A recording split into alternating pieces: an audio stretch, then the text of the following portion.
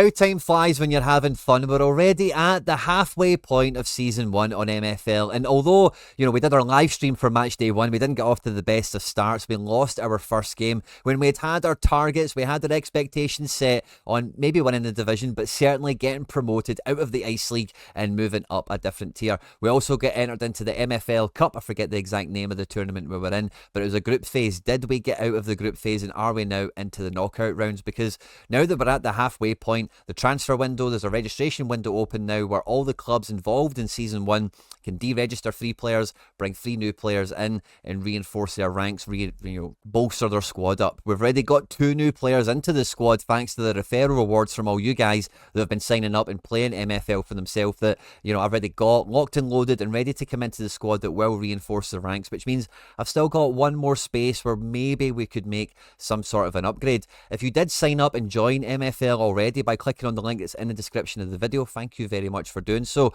A bunch of you guys have joined up and signed on to the game, so much so that they've opened up a special competition for all of you guys joining the party a little bit later and sadly missing out on Season 1. It's called the Redemption Cup. The only teams eligible to enter this are the latecomers, so everyone that's in that competition really does have quite an open chance of doing very well and maybe even bringing the cup home. If you're brand new to MFL, you haven't opened up that account yet, now is the best time to go for it. Before the Redemption Cup kicks off, you can get involved in it.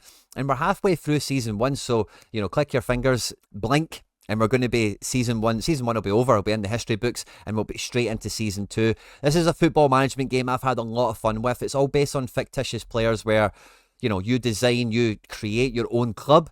You come up against other managers in the game and you're competing for cash, you're competing for promotion, you're competing for glory as much as everything else. And when I say I've had fun with just even me playing it, but the amount of fun I'm having engaging with you guys as well here in the community that have jumped on, made your own clubs. I see all you guys challenging me at friendlies and all the rest of it, submitting offers from our players and all that good stuff. It's been a really enjoyable game to get stuck in with. And in the video today, I'll kind of regale you with what we've been up to so far in the first half of the season, who have been the main goal scorers, what matches were won and lost, and, what are our plans coming out of this transfer window, and what reinforcements are we looking to make. At any point in the video, if you do laugh, you learn, you like something or whatever, please do like and subscribe to the channel for more content like this. Get into the comment section, let me know your thoughts and feelings. If you played the game, if you've had a shot of it, what do you think of it? And please, if you are going to start playing this game, please do click on the link in that description of the video. It directly supports all the content here at the channel, and I thank you in advance if you do so.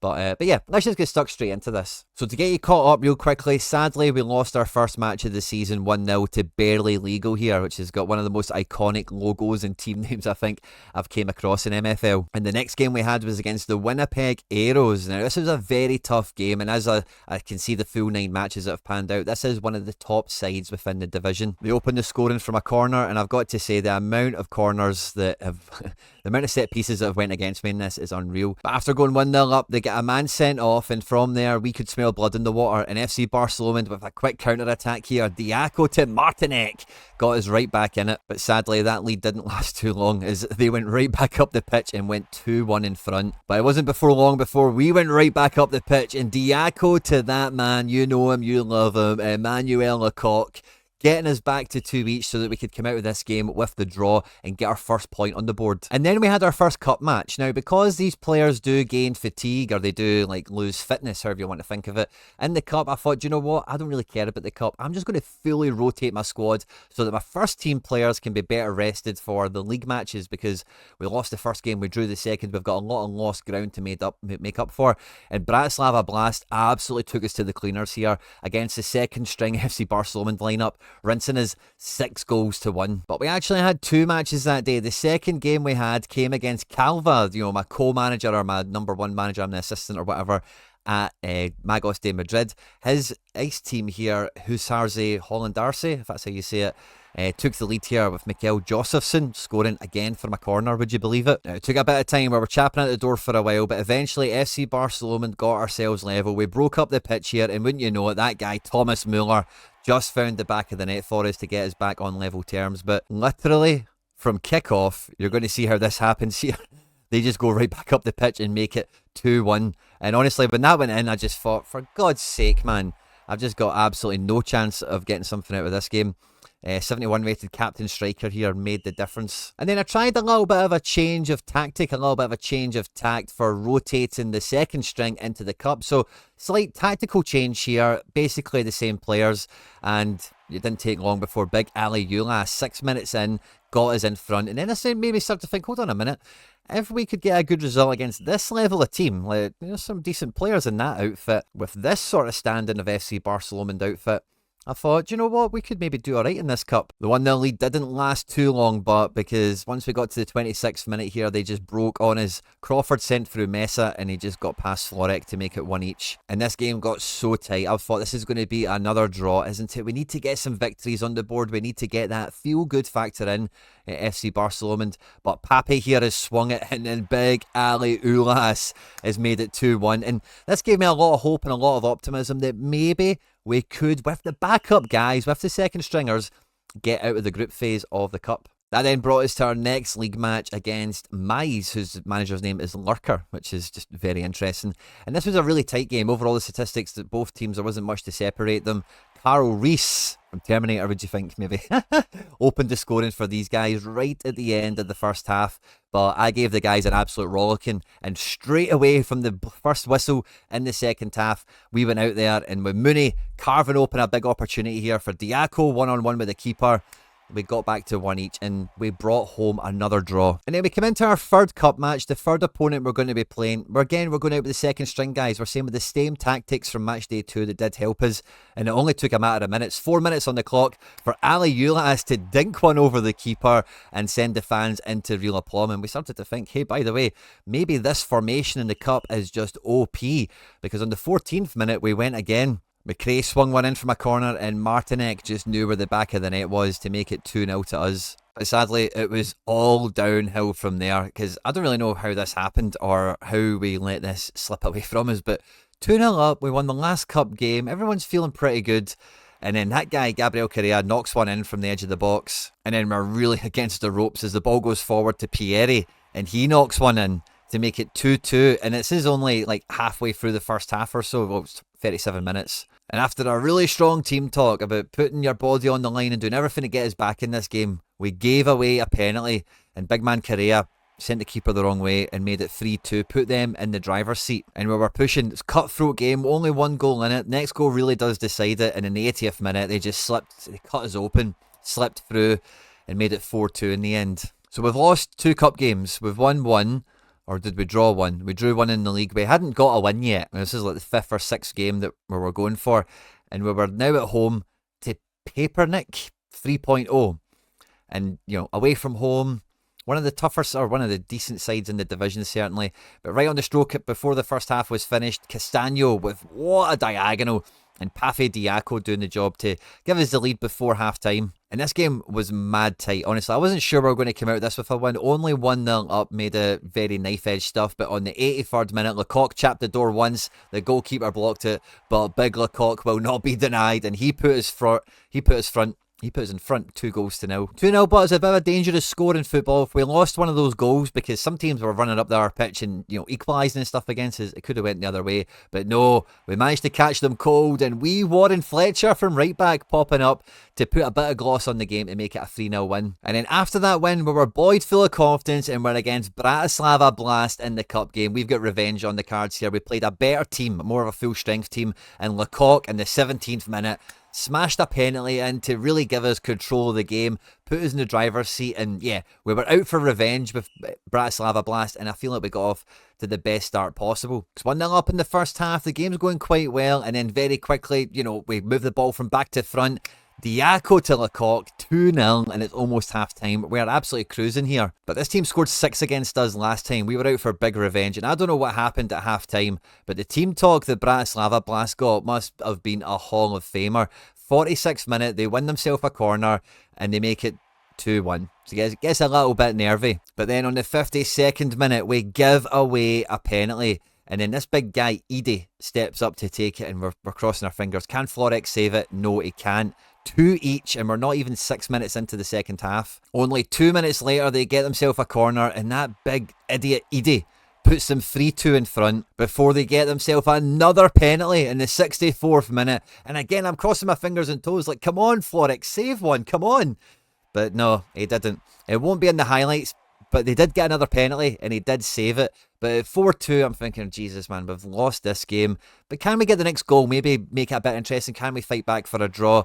And then this Troy Lang just absolutely killed any thoughts of that. Before, in the 89th minute, this big idiot, Edie, goes and makes the most of a mistake here from Fletcher, gets his 4th goal of the game, and Bratislava Blast absolutely hammered us over 2 games. GG's to them, but our rivalry is firmly born now. Bratislava Blast, I've got your number, and FC Barcelona is coming for you. So it's full attention on the league. We've got to get those wins building up. We've got to make up for that lost time. And against Royal Lynx, I didn't really know how to think about this game coming into it. Again, away from home.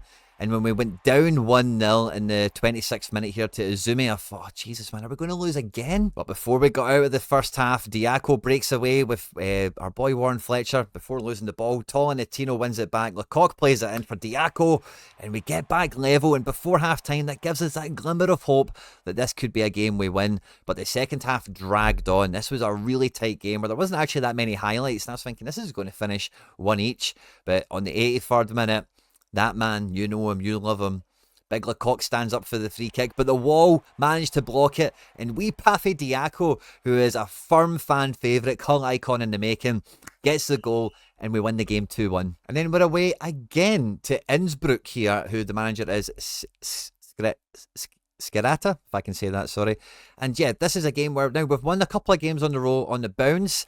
Can we build on that momentum? Lecoq goes and finds Tolentino in the box for his first goal of the season, and that really set us off in a big way. Again, similar to the last match, there wasn't that many highlights. It was quite nip and tuck, and when it is low scoring, you're always just that little bit worried that the opposition might score the next goal and make it a bit tighter. But Castagno, this guy has an eye for a pass, and he finds another long diag for big Emmanuel Lecoq, who we captained for this game. We needed that firepower to really be on song, and at 2-0 up, we felt pretty good.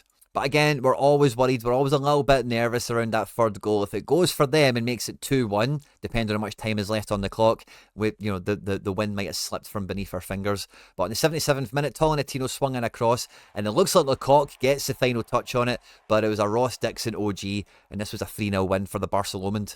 So we come and play the team that we've already beaten the cup, and we play the same team again, and we kind of expect it for it to go pretty much the same way. And we came out the traps absolutely flying here with Justin Grant getting his first goal for the club in the 4th minute to give us the 1-0 advantage.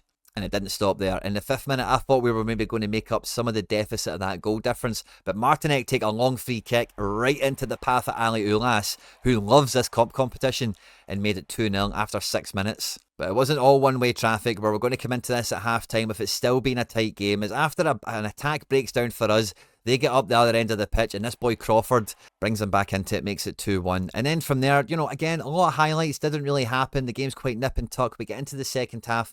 Not much is happening, but in the 62nd minute, they get themselves a corner, and it's that guy again, that Jeffrey Crawford, makes it 2 each, and I'm biting my fingernails here, like, if we were going to get another win in the cup, we might have had a chance of getting out this group, because it's the 2 out of the 4 that qualify.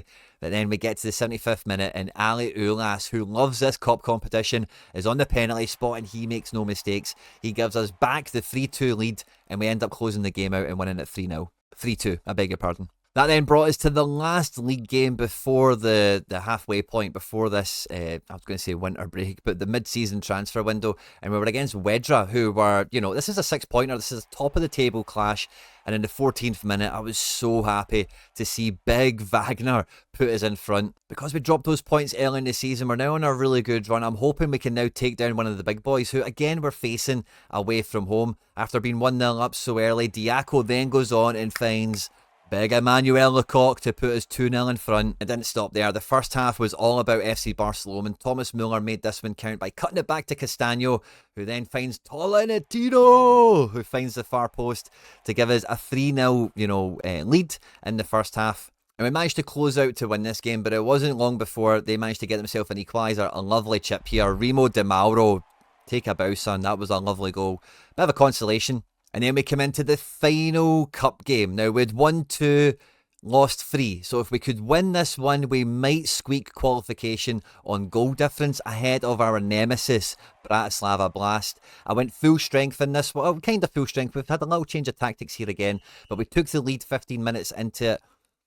Thanks to Big Wagner. Again, he's been loving putting the ball in the back of the net. The lead wasn't well held for long, but we couldn't quite get into half-time leading. Before the half-time whistle blew, they got up the pitch and that Edward Lawson made it 1 each. But again, at half-time, I told the boys what is required, what needs to happen. And we managed to make it count. Lecoq with the free kick into the box for Wagner to give us back that lead to make it 2-1. And then after a bit of work down the right-hand side here, we managed to find eventually Captain Mooney, who made it 3-1 to Barcelona. And I thought, yes, we're going to win this game. We might get out the group and we might get into the knockout rounds of the Cup, which would be a lot of fun. But right after we scored, they went up the pitch quite quickly here. I say quite quickly, maybe they've took their time actually. Yeah, quick ball through the channel. Grasso shoots from range, makes it 3-2. We close out, we won the game 3-2, but there was nail-biting stuff towards the end. So now, as we sit at the moment, we've played 9 games, we've won 5, drawn 2, lost 2, scoring 18 goals. There's only one team with 1 goal ahead of us, Wedra, who we just beat 3-1. And then Husarze Hollandarse, I've scored 30, only conceding 9. Definitely the team to beat. 5 points adrift at the top, around the lead there at the top. But between me, Wedra, Winnipeg Arrows, it's going to be a really tight fight for those 2 remaining promotion spots. And in the Cup, sadly, Bratislava Blast undone us. We both finished on 9 points, but their goal difference was just much superior to mine. They finished with a positive 3, whereas I finished on a -8, and Bratislava Blast scored 12 against me.